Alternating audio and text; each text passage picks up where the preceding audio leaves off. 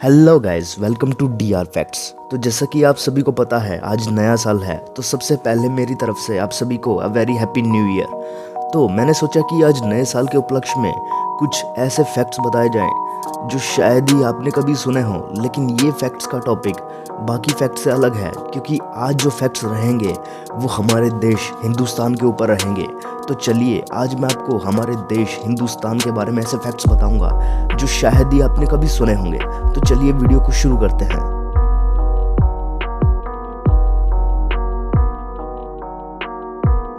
Fact number 1, क्या आपको पता है हिंदू धर्म में 108 यानी कि 108 को एक धार्मिक नंबर माना जाता है और इसे एक पवित्र नंबर भी माना जाता है। लेकिन क्या आपने नोटिस किया है जो हमारी माला होती है, जपने वाली माला, उसमें भी 108 मोती होते हैं। लेकिन ऐसा क्यों है, 108 ही क्यों? अगर आपको नहीं पता तो कोई बात नहीं, मैं अभी आपको बताऊंगा कि 108 को हिंदुओं का एक धार्मिक नंबर क्यों मानते हैं।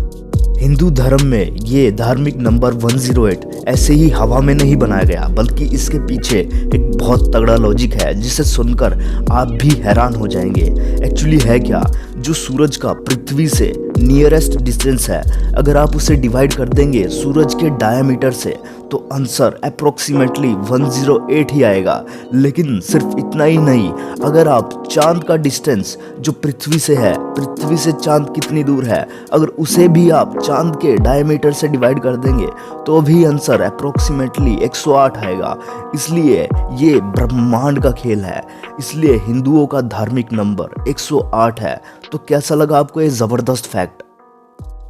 फैक्ट नंबर 2, ये जो फैक्ट मैं अभी आपको बताऊंगा ये फैक्ट है गढ़वाल की रानी कर्णावती के बारे में, जिन्हें नाक काटी रानी भी बोला जाता है। एक्चुअली है क्या, ये बात है 1640 की, जिसमें रानी कर्णावती की लड़ाई शाहजहां की आर्मी के साथ हुई थी।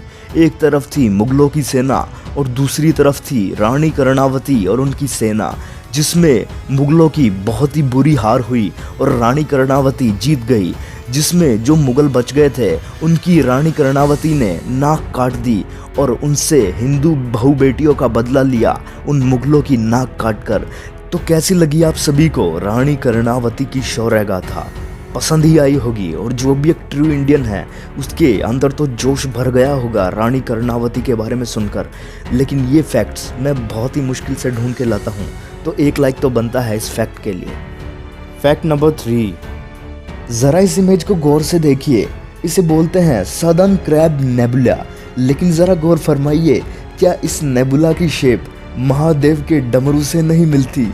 लेकिन ये थोड़े से अंधविश्वास वाली बात हो जाएगी, तो चलिए कुछ और बात करते हैं। ज़रा इस इमेज को गौर से देखिए, क्या लग रहा है आपको, क्या चीज़ है ये? शिवलिंग जैसी नहीं लग रही? लेकिन एक्चुअली में ये शिवलिंग जैसी तो लग रही है, लेकिन ये वेटिकन सिटी का मैप है जो कि इस दुनिया का सबसे छोटा देश है। लेकिन देखने में ये लग रहा है कि विशालकाय शिवलिंग है। तो क्या वेटिकन के लोगों ने हमारी कॉपी की है? तो क्या वेटिकन वाटिका था और क्या क्राइस्ट कृष्णा से आया? तो क्या इन लोगों ने हमारी कॉपी की है, हमारे धर्म ग्रंथ को चुराया है? लेकिन ये सवाल तो सिर्फ सवाल ही रह जाते हैं, इनका आंसर शायद ही किसी के पास होगा। लेकिन ये बात तो ट्रू है कि सनातन धर्म दुनिया का सबसे पुराना धर्म था और उसी से हिंदू धर्म बना है, जो कि दुनिया का सबसे प्राचीन धर्म है। तो हो सकता है इन बेचारों ने हमारी सभ्यता को चुराया हो। फैक्ट नंबर 4, क्या आपको पता है जो हवन कुंड होता है या फिर बोलो यज्ञ होता है, उसमें अग्नि जो लगाई जाती है उसके अंदर घी ही क्यों डालते हैं? कुछ लोग इसे पाखंड समझेंगे हिंदू धर्म का कि इससे कुछ नहीं होता, ये सिर्फ बकवास बातें हैं।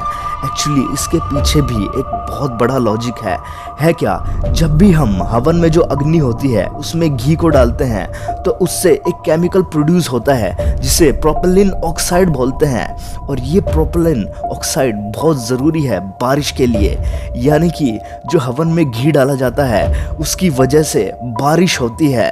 और ये सदियों से चला आ रहा है, जब महायज्ञ होते थे बारिश करवाने के लिए, तो ऐसे ही बड़े बड़े हवन होते थे सदियों पहले। तो ये हिंदू धर्म का एक बहुत बड़ा लॉजिक है, ये बकवास बात नहीं, ये ट्रू फैक्ट है। प्रोपिलीन ऑक्साइड पैदा होती है घी डालने से आग में। अगर किसी जगह पर सालों से बारिश नहीं हुई तो ये प्रोपिलीन ऑक्साइड हेल्प करेगी उस जगह पे बारिश लाने में। तो कैसा लगा आपको ये फैक्ट? फैक्ट नंबर 5, जरा इस इमेज को गौर से देखिए मेरे दोस्त। इस इमेज में जो आपको मूर्ति दिख रही है वो भगवान श्री कृष्ण की है, जिसमें उनका सिर्फ एक ही चेहरा है लेकिन 5 शरीर हैं। जब हम हर एक शरीर को देखते हैं तब महसूस होता है कि उनका केवल एक ही चेहरा है।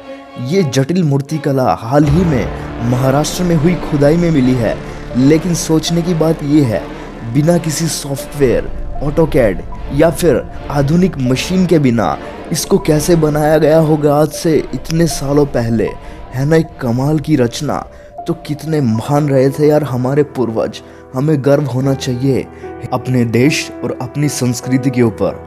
मेरे को नहीं लगता कि आज के मॉडर्न टाइम में भी कोई इंजीनियर इस तरह की मूर्ति बना सकता है, और ये काम आज से हजारों साल पहले हमारे पूर्वज बिना किसी मशीनरी के कर गए, सिर्फ अपने हाथों की कला से।